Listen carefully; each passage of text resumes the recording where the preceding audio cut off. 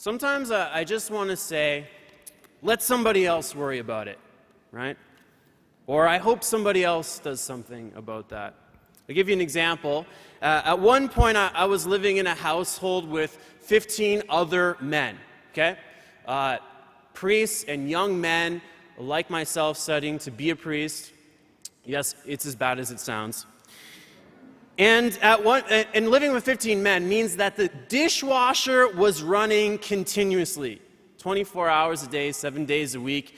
And it also meant that walking into the kitchen was kind of like playing Russian roulette.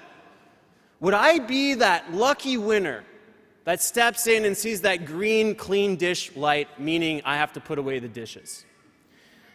Now, I'm not proud to admit it, but I have been that guy at times who walked into the kitchen, opened the dishwasher, to my horror, to discover that they're all clean, and then proceeded to gently close it and disappear without a trace. I know I'm a terrible human being, but don't pretend like you haven't done that yourself.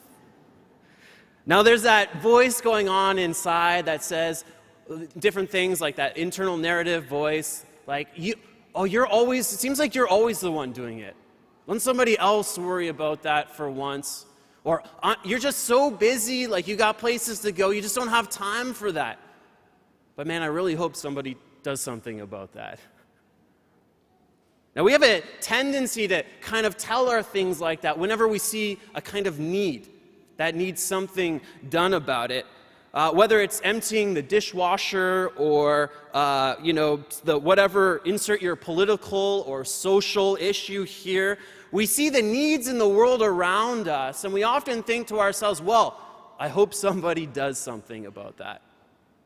Which is kind of another way of saying, I don't want to do anything about that. And I catch myself saying things like that all the time, right? You're watching the news, or you see a commercial about hungry people on another place in the world, and in that idea, somebody should do something about that. Now, one of our modern cultural permutations of this kind of attitude is something that we call, it's called clicktivism, sometimes known as slacktivism, more pejoratively. And it's like this. When a person expresses their support or outrage for some social, political issue on social media, but doesn't actually do anything about it, right? Now, one commentator I read wrote this: clicktivism is to activism as McDonald's is to a slow-cooked meal. It may look like food, but the life-giving nutrients are long gone. Ouch. I mean, I get the sentiment, but why did they have to bring McDonald's into this, right? What did McDonald's ever do to you, you know? Let somebody else worry about it. It's just sort of part of the human condition, our desire to let somebody else take care of a need that we see in the world. And yet, as followers of Jesus, we're called to live a different way. And so what can we learn from Jesus about responding to the needs that he sees in the world? Now, hold that thought. We're continuing our preaching series 2.0. We've been traveling through this series for the last 6 weeks. This is our 7th week. It's our last week. And we've been talking about our game plan 2.0. What is the game plan? The game plan is like a map of the journey of following Jesus. Every journey is made up of of all kinds of steps. And these are some of the major steps that we take in the journey of following Jesus. And so we've been going through these one at a time. And this week we're going to focus on the last one, what it means to go out. And you see those, the green looks like a compass going out in all directions to love, share, and invite. And so we're going to dig down a little deeper into that. So what can we learn from Jesus about going out and about responding to the needs we see in the world? Well, we turn to the Gospel of Mark today, which centers on this encounter between Jesus and a guy named Bartimaeus. Bartimaeus is blind, so we'll call him Blind Bart, okay? So Blind Bart, he's sitting at the side of the road asking for money, right? Just like today, you've got homeless people who sit at the side of busy roads. Not much has changed. And just like today, he was often ignored. Now, on this particular day, there's all kinds of crowds of people walking by, and there's some kind of hullabaloo, and he catches wind that it's Jesus of Nazareth walking by. And so when he finds out that it's Jesus, he cries out, "Jesus, Son of David, have mercy on me." And just like today, there are people, cultures, systems that work to silence the cry of the needy. And the scriptures tells us not one, not two, but many sternly ordered him to be quiet. But he cried out even more loudly, "Son of David, have mercy on me." What does Jesus do? Now, Jesus isn't like the many, not at all. What he does is, it tells us he stood still, the scriptures say. And I love that, because he was on a journey, he was headed to Jerusalem, but when he heard the cry of the needy, he stood still. And there's an important lesson in that for us, because we live in this hyper busy, addiction, distraction world that is so difficult to help others to respond, to even hear the cry of the needy, because we're too busy. And so the moment he hears, he stood still. He stopped. He made space. And he listened. And he tells his followers, "Go get this man and tell him to come, bring him to me." And so they go and they bring Bartimaeus, blind Bart, over to Jesus. And Jesus asks him, he says, "What would you like me to do for you?" And he responds, "My teacher, let me see again." This longing to be restored. What does Jesus do? How does he respond to the need of Bartimaeus? Well, he says, "Truly I say to you," man, someone should really do something about that. Like, I hope an optometrist comes along, Bart, and to help you with your vision problem, you know. I just don't have a cash on me right now. I'll catch you on my way back. No. He responds by saying, "Go, your faith has made you well." And immediately he regained his sight and followed him on the way. Jesus gave him the thing that he needed. Jesus responded personally to his cry, to his call, to his need. See, Jesus always responds to the cry of the needy. In all of the scriptures and on all of his examples from the Gospels, there's never an example where Jesus didn't stop and attend to the need of somebody who he met on the way. Not one example. And so what does that mean for us, who are called to model our lives in imitation of him? It means that Jesus always responds to the cry of the needy, and so should we. You see, we are, as followers of Jesus, Jesus lives inside of us. And we are the solution to the problems we see in the world. Because Jesus lives in us, and when we go out into the world, we bring the power and the grace and the love of Jesus with us. And so each of us is the solution. Now, there's a whole variety of ways that we go out as a church to respond to real needs in our community. We have all kinds of ministries. We have so many generous parishioners and people who engage in these, and there's too many to name, so I'm not going to go into them all. But if you, in a particular way, feel a call to engage in a kind of outreach ministry, you can go to our website. At the top, there's a tab that says Go Out. You can just click on there. There's a list of about 5 or 6 that we're actively looking for people to serve in. So if that's something that you feel moved or want to engage in, you can check that out. There's a form there you can fill out. But more importantly, I want to talk about what it means as individuals to go out. Because wherever we go, you and I, we are the church. Like, we're not just the church in this building. When we go into the world, wherever we find ourselves, we are the church. We're called to love, share, and invite. Those are the three words we have associated with that go out icon. You see, I dream of a day when that 1.5, 2 billion Catholics in the world would see themselves as missionaries in the world. Now, to be baptized means to enter into Jesus, into his life, and for him to enter into us. And for what that means is that we are baptized into his identity, but we're baptized also into his mission.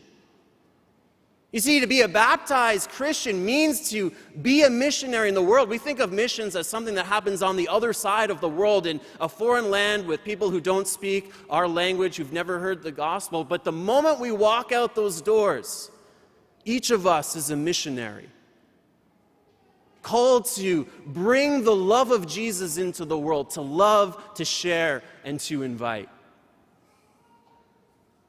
Whether that's to the person at the checkout counter, in the grocery store, whether that's the street person we meet walking downtown, or whether it's our neighbor or the person who works down in the next cubicle. To show the love of Jesus, to share our faith in Jesus, and to invite people to encounter Jesus. I want to give it a story. I want to tell a story about a parishioner and an encounter that I think exemplifies this.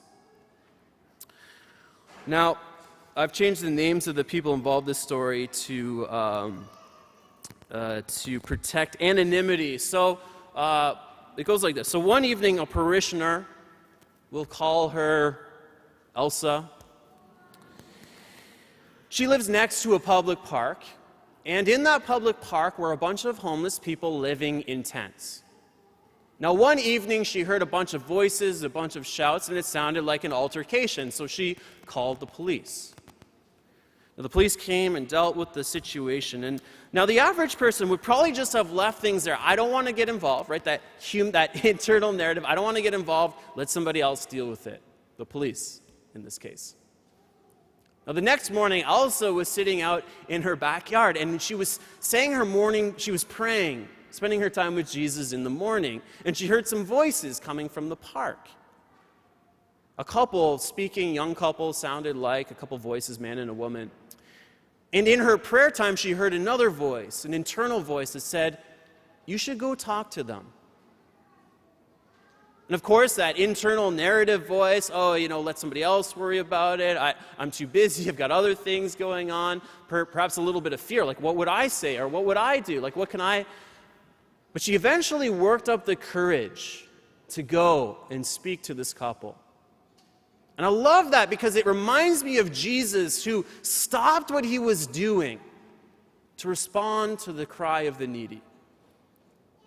So she went over there, she had a conversation, they explained what happened last night. Somebody who was kind of an outsider had come and was causing trouble, and they were thankful that she called the police and this and that. And then she just had a human conversation, and she got to know them. And, their names are Anna and Christoph. And during the course of the conversation, she learned that Christoph was actually employed full-time. And that only a few weeks earlier, they had been given 1 week's notice that they could no longer sublet where they were living in their apartment. They were given 1 week to find a new place. We all know about the housing situation in Halifax. They couldn't find a place. So they bought a tent and they moved into a city park. Now later on, Elsa was talking to one of our staff here at St. Benedict. And one of the staff said, hey, you know what? They'd be great candidates for SPP Cares. What's SBP Cares? It's a new initiative we started here at St. Benedict as a way of serving some of the concrete needs of people in our community, especially those who struggle with poverty. And so a few days later, the city began evicting all these homeless people from the public spaces in the city. You probably saw it was all over the news, right? All those images. And it was during that time Elsa went down while the police were there and started talking to Christoph and Anna and said, you know what, me and my church, we'd love to help you if we can. And they said yes. Now we got them connected through our ministry, SBP Cares. We assigned a parishioner, which we call a good neighbor, to kind of walk with them, journey with them, kind of like a caseworker, form a long-term relationship with them. We used, through another staff member, we used our kind of network of relationships. We talked to somebody who kind of high up in real estate, found an apartment for them that was newly renovated before it even went on the market. We co-signed the lease for them. We helped them with rent. Another parishioner donating their furniture because they're moving almost brand new furniture, so we were able to furnish the apartment for them. This young couple that were living on the streets. The only thing we haven't done yet is invite them to Alpha, right? But that's coming in January, right? Love, share, invite. Now, during the evictions, Anna was interviewed by a reporter, right? Again, remember, it's all over the media, all over the news. There was a reporter asked Anna how she felt about what was happening, the evictions, and the reporter, saying, it seems like nobody cares about you, this kind of thing. And I love what Anna said. This is so beautiful. Anna said, the nice lady next door and her church, they care. The nice lady next door in her church, they care. See, St. Benedict, you care. You did this. I don't know if you remember, but back in the springtime, we talked about how we were going to make the decision to give 10% of our ordinary collection to serving people in our community. And you responded very generously to that. And this couple are the beneficiaries of your generosity. You paid for them to have a new home. You helped them furnish this home just in time for winter. Now they have housing security, they're off the street, they're living in a safe place. See, that's the kind of church you are. You're a church, kind of the church who goes into the community to listen to the cry of the poor. You're the kind of church that doesn't say, I'm going to let somebody else, somebody really should do something about that. You're the kind of church that stands up and says, I will do something. I will make a difference. And that's what it means to live the game plan, to joyfully live out the mission of Jesus Christ. That's what it means to go out into the world. It means to respond to the needs of the people in the world like Jesus did, who heard the cry of the poor, and he made a difference. And that's the kind of church you are. So let's go out and transform the world.